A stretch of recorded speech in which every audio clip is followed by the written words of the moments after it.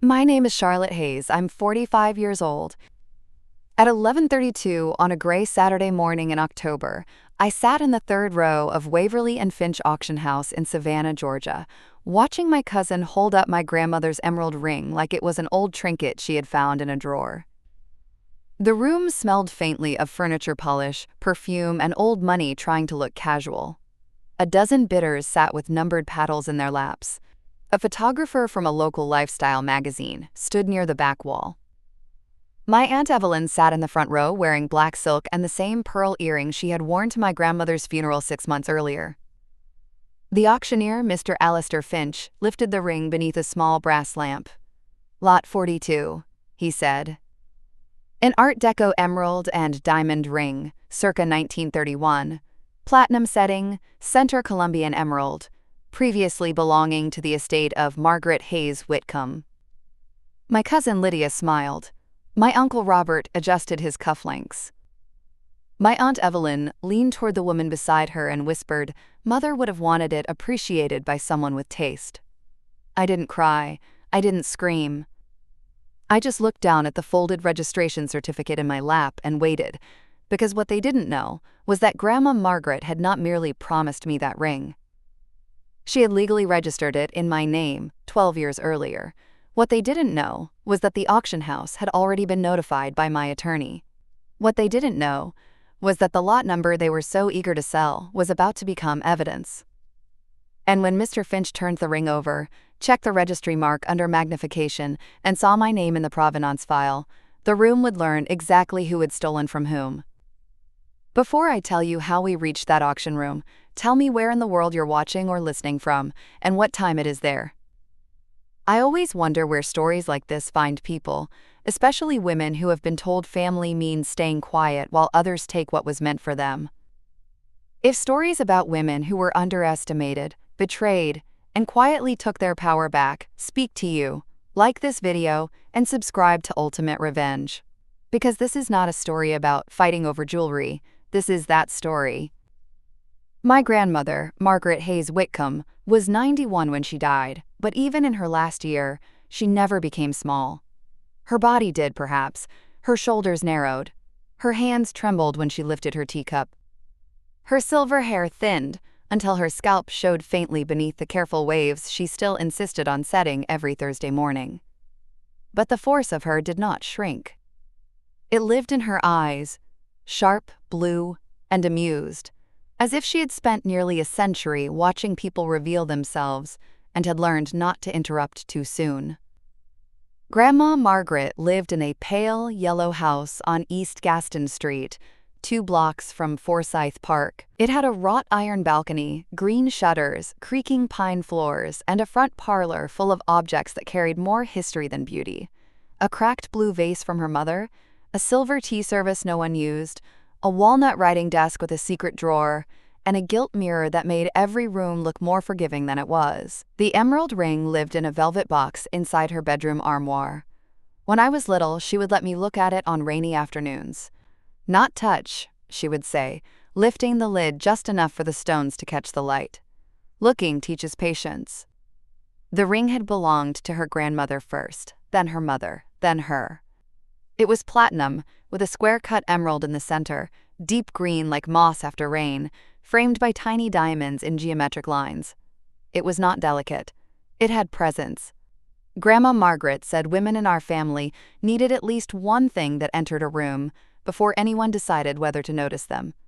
I was the only child who wanted the stories more than the sparkle. My cousin Lydia wanted the ring because it was valuable. My Aunt Evelyn wanted it because it was symbolic. My Uncle Robert wanted it because anything belonging to his mother could be converted into leverage.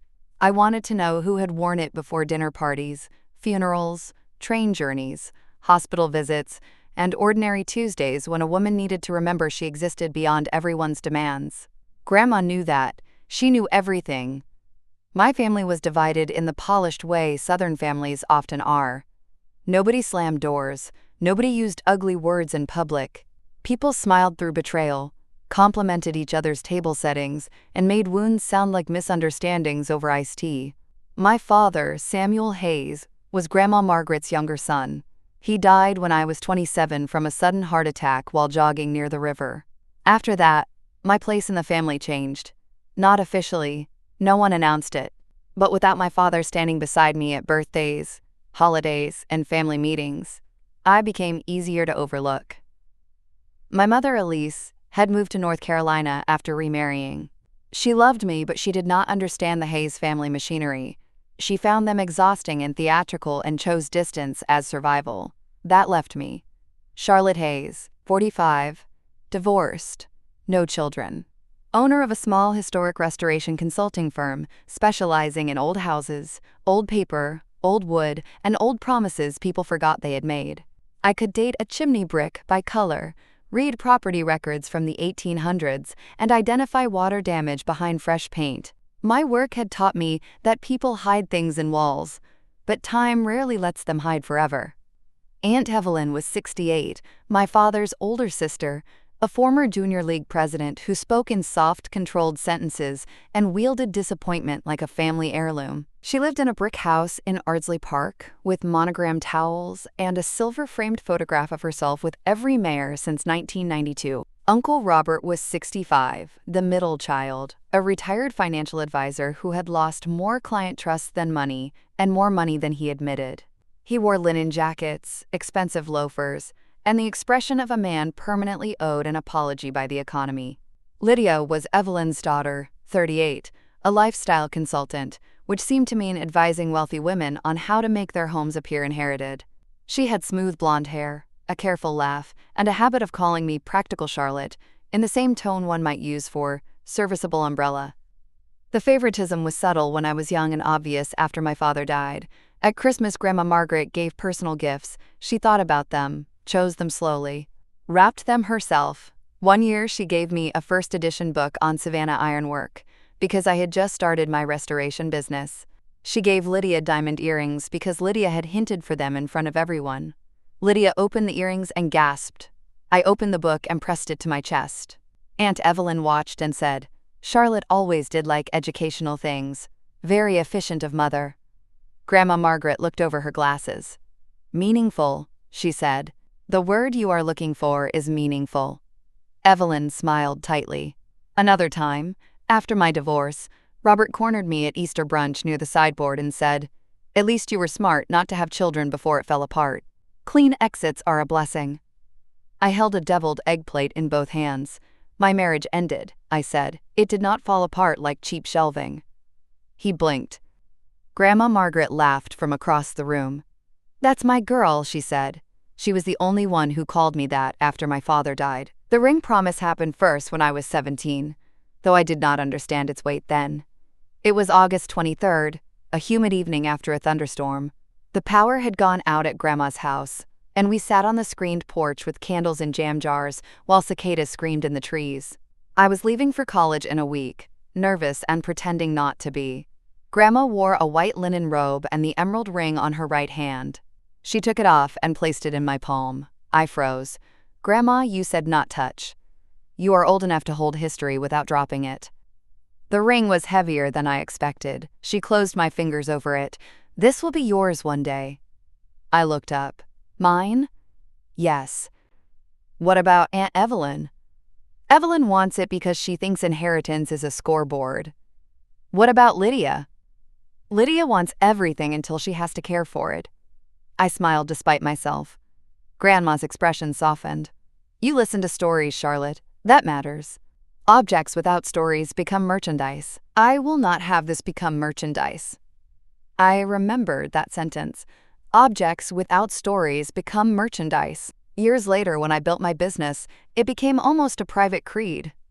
When I was 33, Grandma made the promise legal. At the time, I did not know that was what she was doing. She asked me to come by on a Tuesday afternoon in November. I arrived at 2:10 with lemon scones from a bakery on Bull Street. Her attorney, Mr. Jonah Bell, was sitting in the parlor with a leather folder. "Don't look so alarmed," Grandma said. "No one is dead today." Jonah smiled politely. Grandma had the emerald ring on the tea table beside her. She said, "Charlotte, family memory becomes cloudy when money enters the room. I prefer ink." Jonah explained that certain personal property items were being cataloged, appraised, photographed, and assigned through a private heirloom registry attached to Grandma's estate documents. The ring would be transferred to me upon her death, but Grandma also wanted it registered in my name as designated beneficiary and protected heirloom recipient immediately. I said, "Is that necessary?" Grandma looked toward the window where sunlight moved across the rug. Necessary is a word people use after they failed to prepare. I signed 3 documents that afternoon: the registry form, the heirloom designation, a receipt acknowledging future transfer and restrictions against unauthorized sale. The ring remained in Grandma's possession because she was still wearing it. But legally, its destination had been fixed. When I asked why she was being so formal, she said, "Because I know my children." Then she poured tea. For 12 years, the matter slept. Grandma continued wearing the ring to weddings, Christmas dinners, museum lectures, and one spectacularly uncomfortable family brunch, where Lydia announced she had been asked to curate a Legacy Interiors panel, and then misidentified Grandma's 18th century side table as Victorian. Grandma tapped the emerald ring against her teacup and said, "Legacy requires accuracy, darling." Lydia laughed as if it had been a joke. I did not. By the time Grandma turned 90, Evelyn and Robert had become more interested in her house than her health. They called it planning. They used phrases like estate efficiency and simplifying mother's burden. They wanted appraisals, inventories, access to account statements, lists of jewelry, and authority to remove pieces for safekeeping.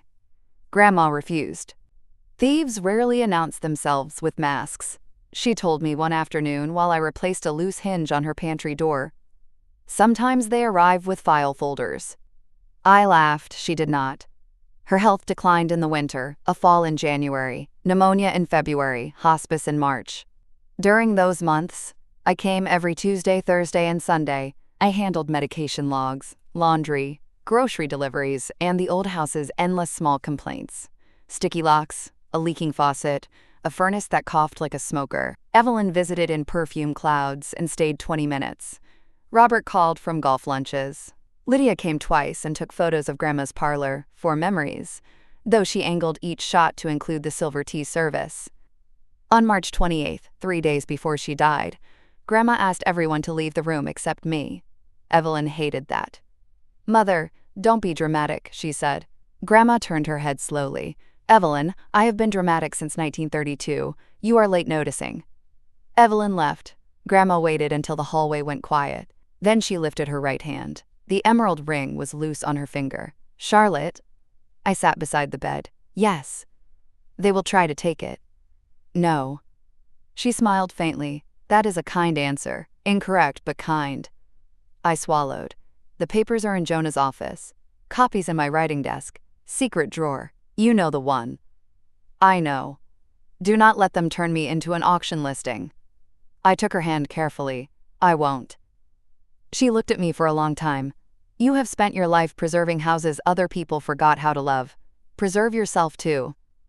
Those were the last complete words she spoke to me. Grandma Margaret died on March 31st at 6:14 in the morning. The funeral was held April 5th at Christ Church.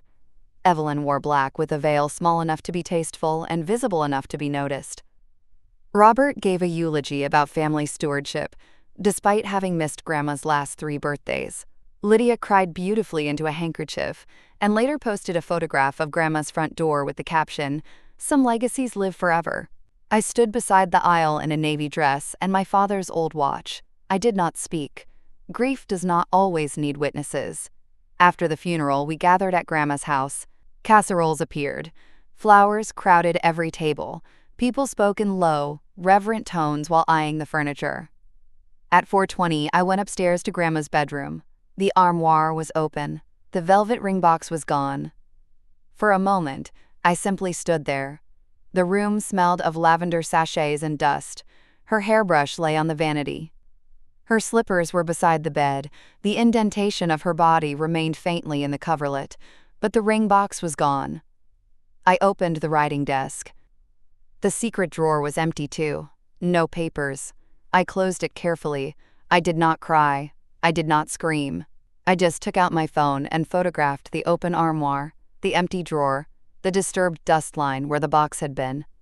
Then I went downstairs. Evelyn was in the dining room, accepting condolences beside the silver tea service. I said, "Where is Grandma's ring?" Her face did not move. "What ring?" "The emerald ring." Lydia, standing beside her, looked down at her wine glass. Robert walked over. "Charlotte, not today." "Where is it?" Evelyn's voice lowered. "Mother's personal effects will be handled through proper channels." "Then they should still be here. Your grief is making you accusatory." That sentence was meant to shame me into silence. It almost worked. Almost. I looked at Lydia. She smiled sympathetically. "I know you were attached to certain things, Charlotte, but Grandma had many grandchildren. She had one granddaughter who sat with her 3 days before she died, while the ring was still on her hand." Evelyn's eyes sharpened. "Careful." Grandma had warned me, so I became careful, not quiet from fear, quiet from strategy. The next morning, April 6th, I called Jonah Bell. His assistant said he was in probate filings all day but would return my call. At 11:40, he did. "Charlotte," he said gently, "I am sorry." "Thank you." "You're calling about the ring?" "Yes." He sighed. "I expected this. Your grandmother did too." "They took it." "Do you know who?" "No." "Do not accuse without evidence." "I have photographs." "Good. Send them." "I also think they took the registry copies from her desk." "They may have taken copies. They did not take the originals." I closed my eyes. "She registered it?" "Yes. As you know, she designated you legal heirloom recipient in 2012, with sale restrictions." "I have the appraisals, photographs, registry mark documentation, and signed transfer upon death." "Can they sell it?" "Not legally." "Can they try?" Jonah paused. "Yes." That was the answer that mattered. For the next 5 months, nothing happened publicly. Privately, the family estate process became a polite war. Evelyn wanted Grandma's house listed immediately. Robert wanted the contents appraised as a group. Lydia wanted certain sentimental pieces removed before inventory, including the blue vase, the mirror, 2 silver trays, and the emerald ring she insisted she had not seen. I requested formal inventory. Evelyn called me difficult. Robert called me emotional. Lydia called me oddly territorial for someone without children. I documented everything. I sent emails instead of making calls. I copied Jonah. I kept receipts, dates, photographs, screenshots. I asked direct questions and received evasions polished to a shine. On May 9th, Evelyn sent a family email. Subject: Mother's effects. In it, she wrote, "Given Charlotte's heightened emotional attachment to certain items, I think it best that all valuables be professionally evaluated before any distribution. No one should assume entitlement based on private conversations with Mother during her decline." Private conversations during her decline. Grandma had registered the ring when I was 33, and she was perfectly healthy. I forwarded the email to Jonah. He replied 6 minutes later. "Do not respond emotionally. We have the documents." That became my mantra. We have the documents. In June, Grandma's house was inventoried by an appraiser named Dana McCoy. I attended. Evelyn objected. "I don't see why Charlotte needs to be here," she said, standing in the front hall. Dana adjusted her glasses. "All interested parties may observe." Evelyn looked as if the law had tracked mud onto her rug. The ring was not found. The velvet box was not found. The secret drawer documents were not found. Dana noted the absence in the inventory. Evelyn said, "Mother may have misplaced it." I looked at her. Grandma did not misplace heirlooms. Robert said, "Charlotte, enough." I said nothing. Silence is not always surrender. Sometimes it is leaving room for the record to breathe. In August, I received the first real clue. A client of mine, a retired antiques dealer named Beatrice Lowell, called me on August 27th at 9:17 in the morning. "Charlotte," she said, "are you sitting down?" I dislike questions that begin that way. "You'll dislike this more. Waverly and Finch has a private estate sale preview list circulating. There is a ring in the October catalog that looks very much like your grandmother's emerald." My hand tightened around my coffee mug. "Are you sure?" I saw the preliminary photograph, platinum, Art Deco, square emerald, diamond shoulders, listed as property of a distinguished Savannah family. Distinguished. The favorite disguise of theft. Can you send it? Already did. I opened my email. There it was. The ring photographed against gray velvet, lit beautifully, labeled Lot 42. Estimate: $65,000 to $85,000. For a moment, the world narrowed to a green stone on a screen. Then I forwarded the image to Jonah. He called within 4 minutes. "Do nothing publicly," he said. "I want to walk into Evelyn's house and ask if she enjoyed stealing from a dead woman." "I understand." "No, Jonah, I don't think you do." His voice softened. "Charlotte, I represented your grandmother for 22 years. I understand more than you think." I closed my eyes. What happens now? We notify the auction house. Quietly, we provide the registry documentation. We ask them to suspend the lot pending ownership verification. Will they? If they are reputable. Waverly and Finch is reputable. Then yes. And if my family tries to move it elsewhere, then it becomes more serious. I sent Jonah everything I had. Photographs of the empty armoire, the estate inventory noting absence, Grandma's old appraisal copy I had scanned years earlier for insurance, the preliminary catalog listing, and every email in which Evelyn denied knowledge. On September 3rd, Jonah sent formal notice to Waverly and Finch. The auction house responded cautiously. They had received the ring through a consignment agreement signed by Evelyn Hayes Whitcomb and Robert Hayes Whitcomb as estate representatives. Lydia had acted as delivery contact. They claimed the ring was part of Margaret Hayes Whitcomb's estate property submitted for sale prior to distribution. Jonah sent the registry documents. Then, the tone changed. On September 7th, Alistair Finch himself called me.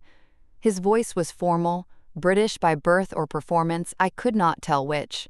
"Ms. Hayes," he said, "we are in receipt of documentation regarding the emerald ring. I would like to meet with you before the October sale." Why before?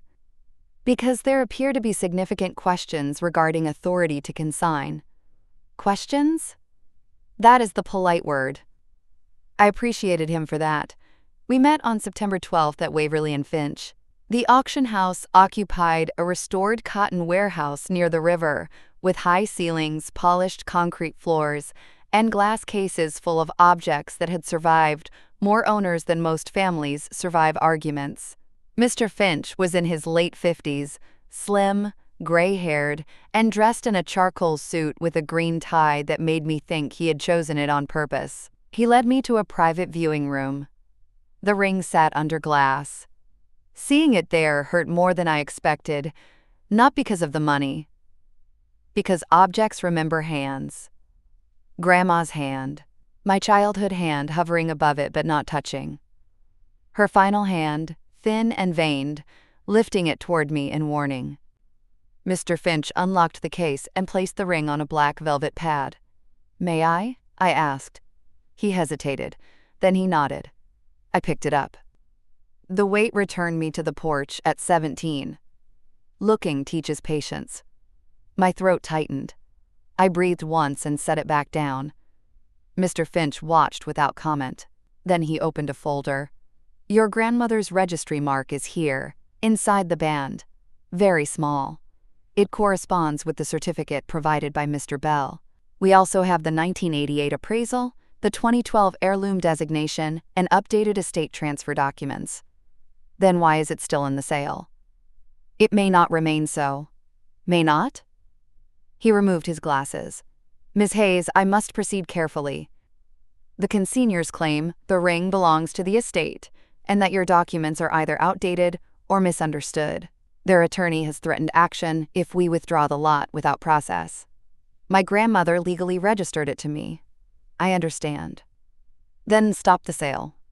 I intend to stop it if the documentation holds at final verification, but there is an additional issue." "What issue?"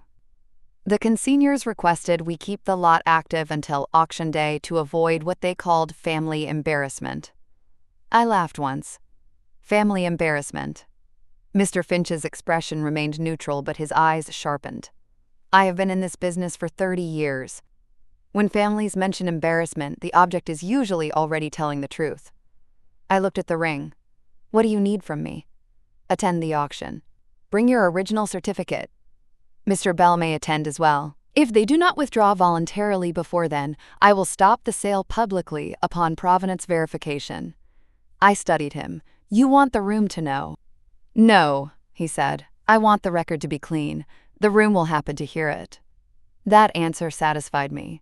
Between September 12th and October 5th, my family escalated. Evelyn called me on September 15th. Charlotte, I hear you've been involving outsiders. I was in my office, reviewing a preservation report for an old courthouse. Outsiders? Auction houses, attorneys, appraisers. Mother would be mortified. Grandma would be furious someone stole her ring. Evelyn inhaled. No one stole anything. Then withdraw the consignment. It is estate property. It is registered to me. Mother was not herself near the end. She registered it 12 years ago. A pause. Then Evelyn said you always did flatter yourself that she loved you differently. That landed. I wish it had not. Even at 45, some sentences find the child inside you who wanted proof she was not imagining affection. I looked at the courthouse report in front of me.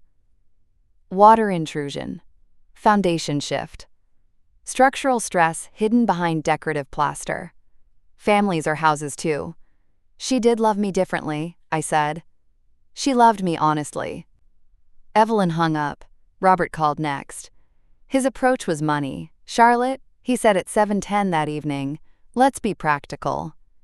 There was that word again. All right. The ring will bring a strong price. We can divide proceeds. You get a larger share if you insist. This public fighting helps no one. It helps the truth. He sighed. Truth does not pay estate expenses. Neither does theft if the sale is void. His voice hardened. You need to be careful accusing people. I am careful. You don't have children. You don't understand what it means to preserve family resources. I looked around my office. Floor plans pinned to corkboard, historic tax credit applications, a photograph of Grandma Margaret on my shelf. Robert, I said, I preserve things for a living. I know the difference between preservation and liquidation. He had no answer. Lydia sent a text on September 21st. This has gotten so ugly. Grandma wouldn't want us fighting over a ring. I replied. Grandma didn't want you selling it. She sent nothing back. On October 1st, the final auction catalog went public online. Lot 42 was still listed.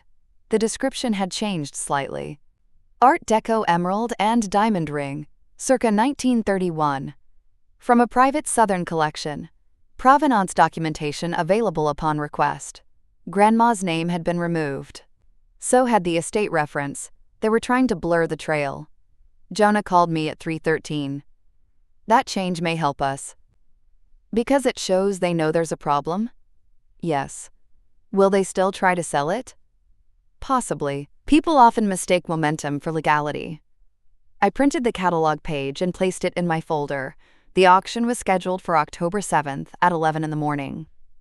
I wore a navy sheath dress, a gray wool coat, and Grandma's small gold brooch shaped like a magnolia leaf.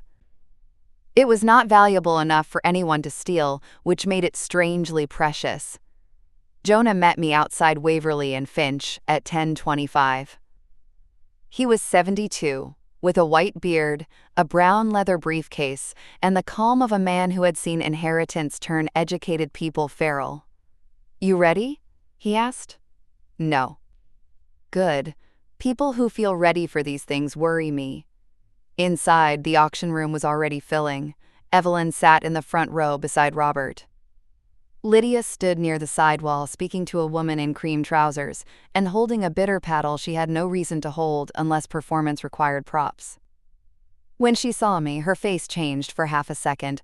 Then she smiled. Charlotte, she said, approaching, this is really unnecessary. I looked at her. Then stop it. She lowered her voice. You know, Grandma promised things to everyone. Did she promise you the ring?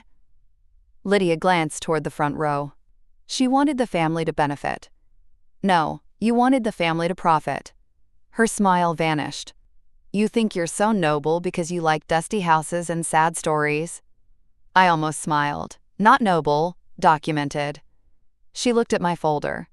For the first time, I saw fear. At 11, Mr. Finch began the auction. Paintings first. A mahogany sideboard. A collection of silver candlesticks. 2 early maps of coastal Georgia. A sapphire bracelet that sold for $28,000 to a woman in the second row, who bid without moving her expression. I sat still. Lot 39. Lot 40. Lot 41. Then Mr. Finch lifted the small velvet tray. Lot 42, he said. An Art Deco emerald and diamond ring, circa 1931, platinum setting, center Colombian emerald. The room leaned forward. Lydia's chin lifted. Evelyn folded her hands in her lap. Robert looked at the exit. Mr. Finch continued. Before opening bidding, Waverly and Finch must clarify a matter of provenance and title. A murmur moved through the room. Lydia stiffened.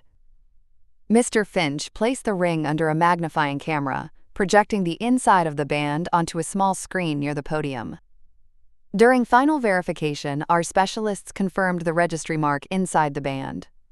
On the screen, enlarged and clear, was a tiny engraved code. Mr. Finch looked down at his papers. This mark corresponds to an heirloom registration executed on November 20, 2012, by Margaret Hayes Whitcomb, designating legal transfer and protected ownership rights to Charlotte Ann Hayes. He said my name clearly, Charlotte Ann Hayes. The room turned, not all at once, in waves, first the bidders near the aisle, then the magazine photographer. Then Evelyn, slowly, as if looking at me might confirm the sentence. I did not move. Mr. Finch continued. The ring was consigned to this auction without valid authority from the registered heirloom recipient. Therefore, Waverly and Finch is withdrawing Lot 42 from sale immediately. Lydia stepped forward. Alistair, there must be some mistake. He looked at her over his glasses. There is not. Evelyn rose. This is a private family matter. Mr. Finch said, it became an auction matter when the item was consigned for public sale. Robert muttered, For God's sake, Evelyn. Everyone heard him. Mr. Finch turned to Jonah. Mr. Bell, as counsel for Ms. Hayes and the Whitcomb estate documents, would you please approach for transfer protocol? Jonah stood. So did I. The walk from the third row to the podium was not long, but it felt like crossing years. Years of being practical Charlotte. Fatherless Charlotte. Divorced Charlotte. Childless Charlotte. Useful Charlotte. The woman who could be dismissed because no one's immediate comfort depended on honoring her. At the front, Mr. Finch placed the ring back in its velvet box. Not the original box, that was still missing. A black auction house box. Miss Hayes, he said, I apologize for the distress caused by this consignment. Thank you. Evelyn stepped closer. Her voice was low, but sharp. Charlotte, do not do this here. I looked at her. You brought it here. A woman in the second row whispered something to her companion. Lydia's face flushed. Evelyn said, Your grandmother trusted me to handle the estate. No, she trusted Jonah to handle the estate. She trusted me with the ring. Because you manipulated her. There it was, the accusation they always reach for when an older woman makes a decision they dislike. Grandma was confused. Grandma was pressured. Grandma was manipulated. Never Grandma knew us. I opened my folder and removed a copy of the 2012 registration. She signed this 12 years before she died, I said. In front of her attorney. With photographs, appraisal references, and a sale restriction. Evelyn's mouth tightened. Lydia said, It was just sitting in her house. I turned to her. So is the silver. So is the furniture. So are her letters. Sitting in someone's house does not make it yours. Lydia's eyes shone with angry tears. You always acted like you were better than us because she told you stories. No, I said. I listened because she deserved to be heard. The room was completely silent now, not polite silent, hungry silent. But this time, it was not waiting for me to break. It was waiting for them to explain. Robert spoke first. Evelyn said the paperwork was unclear. Evelyn snapped, Robert. He stepped back from her, both hands raised. I am not taking the fall for this. A small sound moved through the bitters. Shock. Interest. Confirmation. Mr. Finch's expression remained professionally blank, but the photographer near the back lifted her camera and then seemed to think better of it. Jonah said calmly, "Mrs. Hayes Whitcomb, Mr. Hayes Whitcomb, and Ms. Lydia Barrett, this matter will now proceed through counsel. The item will be released only to Ms. Hayes under documented transfer. Any further dispute should be submitted in writing." Evelyn looked around the room. Her face had gone pale beneath her makeup. For decades, she had controlled rooms through tone, posture, and the assumption that no one would embarrass the family publicly. But public theft creates public correction. She turned back to me. "Your father would be ashamed." That was meant to cut deepest. It did. I felt it. Then I thought of my father at Grandma's kitchen table, laughing while she corrected Robert's grammar. My father standing behind me at my college graduation. My father telling me, 2 weeks before he died, "Your grandmother sees you clearly. Hold on to the people who do." I looked at Evelyn. "No," I said. He would recognize the pattern. The words were quiet. They reached her anyway. At 11:46, Lot 42 was formally withdrawn. The auction continued after a 10-minute recess, but the room had changed. Bidders whispered. Evelyn and Robert left before Lot 48. Lydia stayed long enough to collect her coat, then walked past me without speaking. Mr. Finch invited Jonah and me into a private office after the session. The office had tall windows overlooking the river and shelves lined with catalogs. The ring sat on the desk between us. Mr. Finch had prepared a transfer receipt, a withdrawal report, and a copy of the consignor file. "Miss Hayes," he said, "I will release the ring to you today if Mr. Bell confirms the documents." Jonah reviewed everything carefully. At 12:22, he nodded. I signed the receipt. Mr. Finch slid the velvet box across the desk.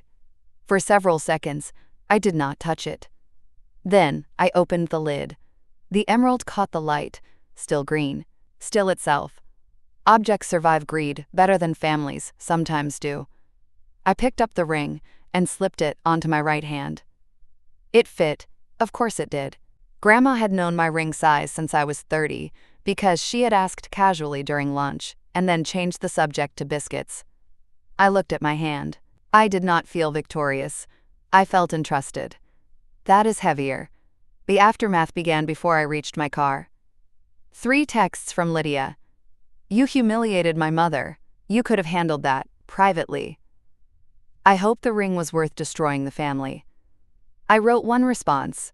"You tried to sell what wasn't yours." Then I blocked her for the day. Evelyn sent nothing. Robert called Jonah by 2 o'clock, claiming he had misunderstood the consignment status and relied on Evelyn's representations. Jonah told him all statements should be written.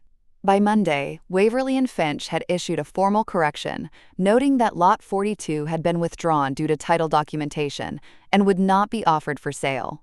The lifestyle magazine never published the auction photographs, though I heard from Beatrice that everyone in Savannah's antique circle knew by Tuesday. Old cities run on humidity, memory, and gossip. On October 9th, I returned to Grandma's house. It had been empty for weeks. The air was stale. Dust floated in the shafts of afternoon light. The parlor looked smaller without her in it. Houses do that after the person who animated them leaves. They become architecture again. I stood in her bedroom beside the armoire. The ring was on my finger.